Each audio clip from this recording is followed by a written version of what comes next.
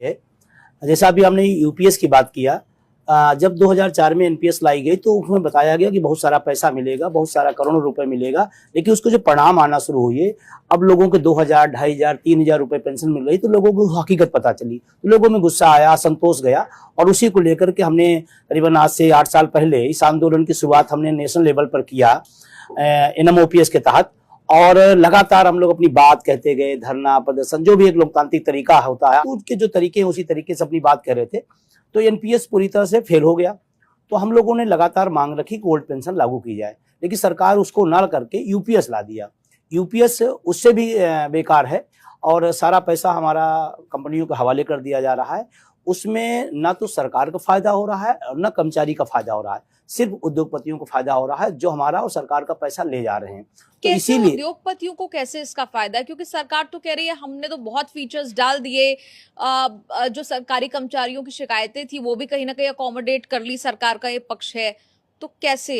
देखिए, अगर सरकार की इस बात में दम होता तो 97% केंद्रीय कर्मचारियों ने यूपीएस को नकार दिया, और इसको 2 महीने पहले लाया गया, 2 महीने में इसको आप कर लीजिए, 2 महीने बाद नहीं हुआ तो फिर 2 महीने फिर बढ़ाया गया, और 97% नकारा। इसका मतलब कि केंद्रीय कर्मचारियों ने नकार दिया। जब नकार दिया तो एक प्रकार से ये सरकार की नैतिक हार है और हमारी नैतिक जीत है। इस बात को सरकार को समझना चाहिए।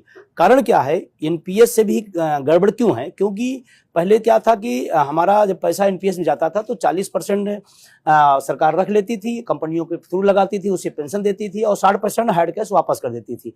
यूपीएस में एक सिक्योर नाम दे करके कि आपको 10,000 तो मिलेगी। वो पहले भी 9,000 न्यूनतम पेंशन थी, अब 1,000 उन्होंने बढ़ा दिया। उसके नाम पर सारा पैसा उन्होंने रख लिया।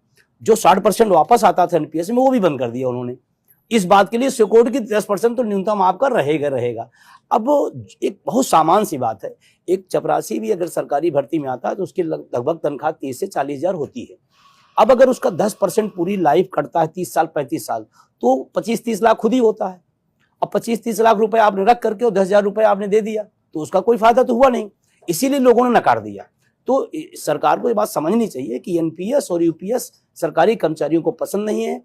एक बात जो बड़ी महत्वपूर्ण है कि आपने एक दिया कि एनपीएस से यूपीएस में आप जा सकते हैं, और यूपीएस में आप चले गए तो वापस नहीं लौट सकते, ये स्टार्टिंग उनका नियम था। लेकिन आंदोलन के क्रम में जब होता रहा, हटेवा एनएमओपीएस लगातार आंदोलन करता रहा, तो अभी उन्होंने कहा कि यूपीएस से एनपीएस में भी जा सकते हैं अगर आपको पसंद नहीं है तो मैं एक ही बात कहना चाहता हूं आपके माध्यम से, जब एनपीएस यूपीएस में जा सकता है, यूपीएस से एनपीएस में आ सकता है, तो एक रास्ता और खोल दीजिए ओपीएस का, जिसको जो पसंद आए ले ले, जिसको किसी को पसंद आता है। उससे तो सरकार पर बोझ पड़ रहा था ना ओपीएस से। नहीं, कोई बोझ नहीं है। सरकार बिल्कुल इस मामले में बिल्कुल झूठ बोल रही है, कोई बोझ नहीं है। बोझ अगर होती है तो 10% हमारा पैसा, 14% सरकार का पैसा, 24% पर मंथ। 1 करोड़ के आसपास एनपीएस लोग हैं।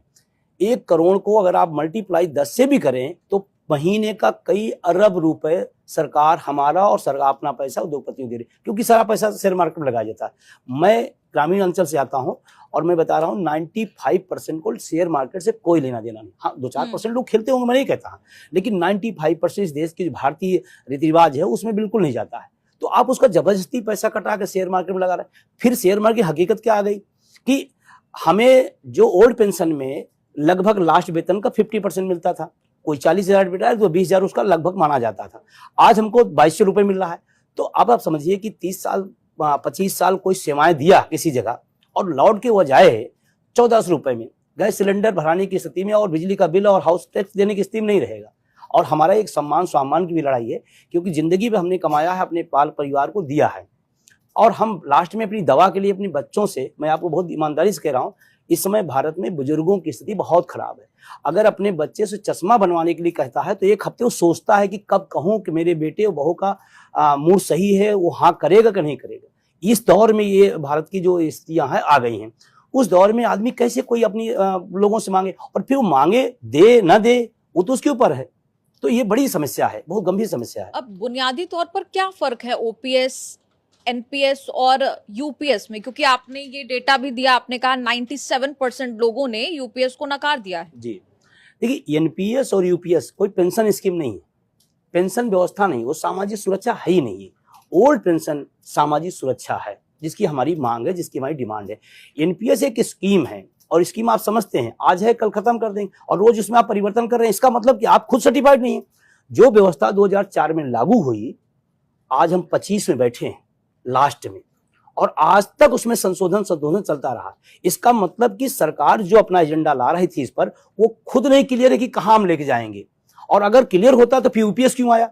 जिस बात को 20 साल से आप करें कि एनपीएस बहुत शानदार थी, फिर आपको यूपीएस क्यों लाना पड़ा?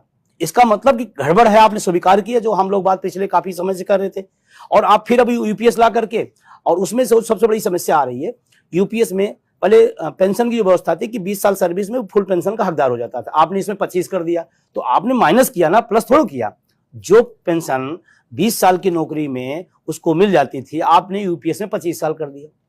प्लस जो वारंटी रिटायरमेंट होता है, वीआरएस लेते हैं, मान लीजिए अर्धसैनिक बल है, बहुत सारे लोग परिवार से हजारों किलोमीटर दूर, परिवार, बच्चों, माँ बाप से दूर रहते हैं, ऐसे ऐसे बीहड़ में जाकर देश की सेवा करते हैं, कभी कभी दुखद स्थितियां आती है, कुर्बानी भी देना पड़ जाता है।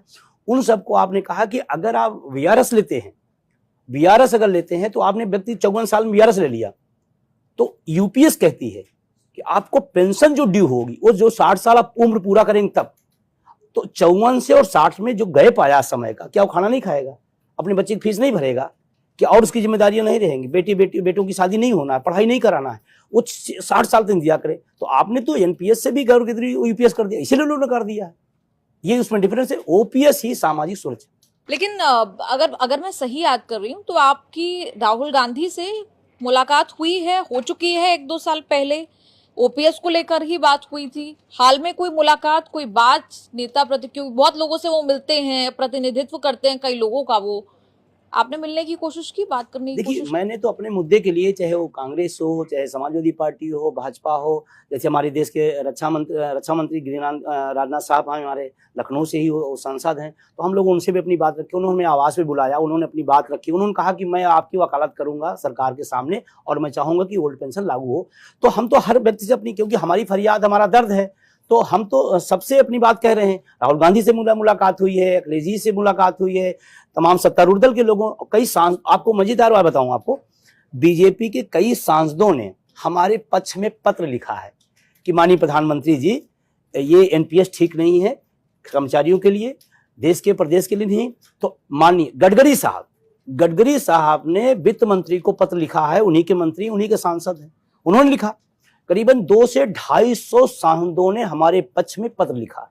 इवन देन हम जहां बैठे हैं उत्तर प्रदेश में, माननीय योगी आदित्यनाथ साहब जब सांसद थे गोरखपुर 2013 में, इन्होंने भी ओल्ड पेंशन का बहुत खूबसूरत और शानदार पक्ष में हमारे लिखा है कि एनपीएस अच्छी नहीं है, देश में नहीं, कर्मचारी हित में नहीं, अतः पुरानी पेंशन लागू करते हुए एनपीएस का जो पैसा कटा है उसको विथ ब्याज वापस करने की कृपा करें। योगी आदित्यनाथ सांसद गोरखपुर, माननीय मनमोहन सिंह प्रधानमंत्री थे, उन्होंने लिखा है। तो ये जो सांसद लोग लिखे हैं, पार्टी को हो, चाहे सत्ता हो, चाहे विपक्ष हो, इसका मतलब कहीं ना कहीं जनता उनके पास पहुंच रही है, अपनी बात दर्द बता रहे हैं। तो और योगी साहब मान लीजिए हमारे 8 साल से मुख्यमंत्री हैं, चाहे तो उत्तर प्रदेश में लागू कर सकते हैं। ये राज्य का विषय राज्यों के लिए, केंद्र का विषय केंद्र का है, तो उनको भी लागू करना चाहिए। अब पता नहीं क्यों उनका पत्र उनको याद नहीं आ रहा है, हम लोगों ने कई बार उनको याद भी दिलाया, लेकिन उस पर कुछ कार्रवाई नहीं हुई।